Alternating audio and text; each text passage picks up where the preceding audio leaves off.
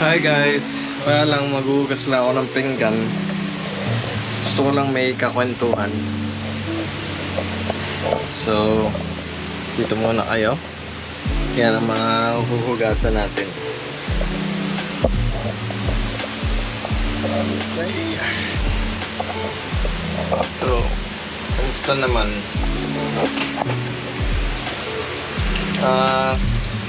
Nag-apply na nga pala ulit ako sa BAT MC. Nag-exam ako kanina. Napagalitan pa ako nung HR kasi naka-shorts ako. Alam ko naman na dapat nga proper attire, ganyan-ganyan. Eh, last time kasi, yung mga kasabay ko, mga ganun din. Hindi akala, tapos hindi sila pinagsabihan, hindi akala ako okay lang. Isa lang yung exam kanina, dati kasi 3. So mas mabilis, mga 30 minutes. Actually natapos ko na agad siya ng 10 minutes, kaya lang hihintayin mo yung iba. So yun, mga 45 minutes, tapos na kami lahat. So, tapos na agad yung exams. Pag-google nga dapat kami ni Emer, kaya lang hindi niya na ako naintay. Yun nga pala, lately, nahalo ako mag-golf. Hindi naman lately, mga more than half a year, siguro mga 8 months, ganyan. Hindi pa rin magaling. Nakakapagpalipat naman ng bola, ayos naman, decent naman. Pero ano pa rin, bogey, double bogey, triple bogey, ganun pa rin yung mga score ko. Yung bogey nga pala, pag sumobra ka ng palo doon sa regular. Basta, alam mo na. O kaya i-research nyo na lang. Naka-eagle naman ako isa. Buong career ko na yun Nakaigil ako isa, tapos mga birdie siguro mga 4 o 5 beses. Pero yun na yun. Yun yung mga super chamba sa buhay. So kayo guys, kamusta kayo dyan? Tagal ko nang walang trabaho. Kailangan ko na talaga magtrabaho. Last time na nag-apply kasi ako, hindi ako natanggap. So sana ngayon matanggap na ako. Ano nga pala ako, nurse. So, dito ako sa Batangas. Dati nag-work ako dun sa Batangas Medical Center sa OR. 11 years ako doon. Tapos, nag-pandemic. Tapos, nag-apply yung sister-in-law ko sa UK. Tapos, kasi meron akong kaibigan si Eson. Nag-apply din siya sa UK, tapos mga 3 months lang nakaalis agad siya. Tapos nag-apply din yung sister-in-law ko, tapos yun, nakaalis din siya. E di tinry ko din, kasabay ko yung kaibigan ko si Wayne. Tapos yun, nakaalis din nga rin kami agad. Yung galing. Mga ako doon, 3 years ako doon. More than 3 years, siguro mga 3 and a half. Tapos ngayon, dito na ulit ako sa Pilipinas. Nagpa-punching muna. Tapos ngayon, wala ng pera. Hindi kailangan na akong manap ng trabaho. Isipan ko mag-upload ulit ng mga ganitong videos kasi wala naman akong ginagawa. So, why not? Why not sap-sap? Diba? Hindi naman ako nag-expect na mag-viral ako or something. May magawa lang ba? Nasaya kaya yung mag-shoot ka, mag-edit. Pero minsan kasi, mga katamad, ang hirap kaya mag-shoot mag-isa. Lalo na pag may naiisip ka na yung view nung camera habang may ginagawa. Katulad nito, siyempre parang mas maganda kung nakikita niyo yung ginagawa ko, di ba? Kaya lang, 2 lang yung kamay ko, di siyempre, dyan lang kayo. Munod lang kayo dyan. nag-iisip din ako ng mga pwede kong mga bagong hobbies. Mag-suggest nga kayo ng mga pwede kong magawa. Mga usually na ginagawa ko naman yung mag-golf. Dati, bago mag-pandemic, nag-free dive ako. Kaya lang, syempre, pandemic, edi sarat, bawal. So, natigil siya. Tapos, yun nga, umalis ng bansa, so wala na ulit. Nung pag-uwi ko dito, nakapag-dive ako once. Kaya lang, ngayon, wala na akong mayaya kasi most of my friends ay nasa ibang bansa na din. Shout out mga friends. Napapanood nito. Tingnan nga. Mag-comment nga kayo dyan. Tingnan natin kung sino yung mga tunay na kaibigan. Malalaman nila kung sino ang tunay na kaibigan. Well, hindi ko naman masyado pinapalang ina-advertise tong YouTube channel ko, pero kasi nga wala lang, ano lang siya, katuwaan lang, may matuwaan lang talaga. Ginagawa ko pala ngayon ay manood ng PBB. Nahaliw ako sa PBB collab, yung collab, Celebrity Collab Edition. Dati kasi crush ko na talaga yung si Mika. Tapos kahit itong hindi pa siya nagpapanood, okay ha. Kasi nakita ko siya doon sa video ni Doggy, diba? Parang diba sila ni H2O. Doon. Tapos kasi nakikita ko, okay naman siya. Hindi na siya yung tipo na sobrang arte, pero syempre hindi rin natin alam sa tunay na buhay kasi technically ano pa rin niya, alam nilang nasa TV sila, so pwede sila nagpapanggap-panggap lang na mabait, ganyan. Tapos sa labas pala, pala mo, hindi natin alam. Pero so far, ano mo siyang okay.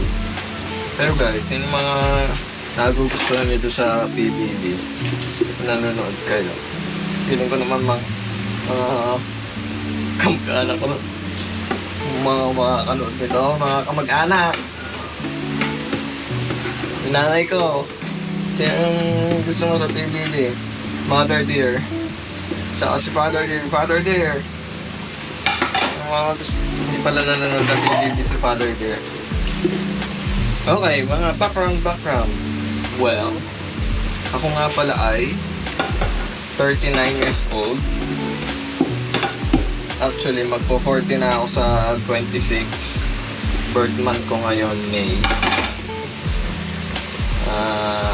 Apat kami magkakapatid, panganay ako. Yung sumunod sa akin, may asawa na at saka anak. So, babae siya, si Aju. So, doon siya nakatira sa asawa niya.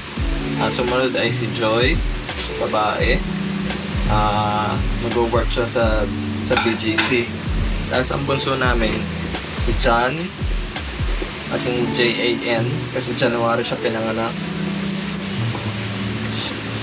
Nasa UK siya. Asawa niya si Sheila Ann. Meron na silang 2 anak na mag-3 na. Sana babae na yung sumunod. Para masaya. Kasi 2 lalaki. 2 lalaki na yung anak niya eh. Actually, buti nga. Kasi dati, iniisip namin, nako! Sino na paparami ng Florentino? Kasi, yung dati ko, 2 lang silang lalaki na magkakapatid. Tapos, parehas babae yung anak nung isa kong tito. So, wala pa kaming lalaki, wala pang magpapadami ng Florentino. Buti nilang to si John. 2 lalaki agad. So, at least. Ako nga pala, single kasi ako. So, tingnan natin. Banda-banda dyan. Kung may malolo ko tayo, pero yun. So far, Yun, si Liam at saka si Matthew ang pag-asa ng mga Florentino. Kung hindi, mauubos na kami. Nako, sayang naman. Mga Florentino, taga dito sa Batangas. Batangas City. Ang sinagmula ng Saping Barako. Sabi nila matatapang daw mga Batangas. Hindi. Iba lang. Feeling ko dahil yun sa pagsasalita kasi malakas. Yung usually, malakas sila magsalita so feeling mo matapang sila. Yung ganun. Pero mababait kaya mga Batanggenyo. Pero nung college ako, nag-college ako sa Binil. Una akong college sa Binil. Tapos umuwi ako dito sa Batangas. Nag-college ulit ako sa Lyceum. Doon ako nag-nursing. Yun. So nandun ako sa Binil, yung mga social na mga babae doon. Sabi, uy, magsalita ka nga ng Batanggenyo accent. Tapos, syempre, ganun ka. Alae, ganyan, ano ka? Ganun. Tapos sabi, ay, ang cute. Daw. Masaya nung nasa Binil. Kasi may isang part doon sa Leon Ginto na halos puro taga Batangas. Graduate ng La Salle pa, ganyan. Tapos nandun kami sa isang part doon ng Leon Ginto. Hindi ko alam kung bakit, pero wala. Basta nagkapare-pareho lang ng lugar, pero ewan ko, dahil siguro malapit sa school. So parang in a way, may mini Batangas province doon. Well, noong time ko yun ha. Ewan ko lang ngayon. Kasi nung huli akong pumunta, dumaan doon. Sobrang dami ng mga bagong kondo. So syempre, ang dami mo ng pagpipilian natin. Dati kasi konti lang. So it's either malapit ka o malayo ka. Dati yun ha. Pero ngayon, parang lapit, medyo malapit, malayo. Babanlaw na ako guys, malapit na.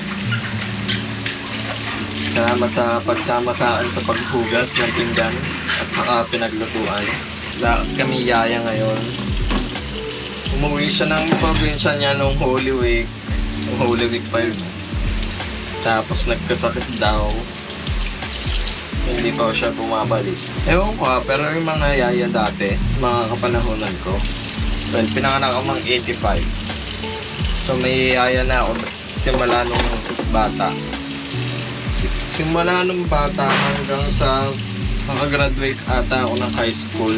Siya yung yaya ko, si Ate Susan. Iba yung mga yaya dati, mga masisipag talaga. Kasi nag-aaral siya, tapos pinapaaral niya yung sarili niya sa pag-yaya niya sa amin. Well, bagay, mas mura naman yung tuition dati. So, yung sweldo niya sa pag-yaya niya, kaya niyang bayaran yung tuition niya. Siguro ngayon parang malabo na o mahirap na yung mga ganun. Pero pag mag-yaya ka dun sa mga super yaman lang, naroon yun na sina Tita Alice. Yaya ka ni Tita Alice. Grabe. O, di ba? Parang mas marami pang napuntahan na bansa yung yung pangalan ng yaya ni Tita Alice. Parang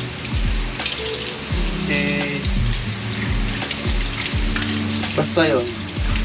Yung yaya ni Tita Alice, mas marami pang napuntahan na bansa kayo sa akin. Dapat na matapos, guys. Well, dumami lang siya kasi inipon ko siya. Hinintay ko munang mawala yung araw para hindi masyadong mainit habang ginagawa ko to. So yung dishes namin ng breakfast at saka lunch, ngayon ko palang siya inuhugasan. Buti umuulan-ulan na ngayon. Grabe nung halos buong April, sobrang init. Parang hindi ako nag-golf nun talaga. Kasi feeling ko maluluto ako ng araw. Sobrang init talaga. Ngayong nag-May na, medyo umaampon-ampon na. So, parang pwede na ulit tayo mag-golf, guys. Kasi nung April, hindi talaga kaya. As in. Guys, malapit na. Tapos na tayo. Yun, mga story, mga ginagawa ko ngayon sa buhay ko. Kung mga tanong lang kayo para sa next video na maghuhugas ulit tayo ng mga pinggan at sasagot natin. Okay? Yun na! Tapos na tayo, guys. So, subscribe naman dyan, mga guys. See you sa next video.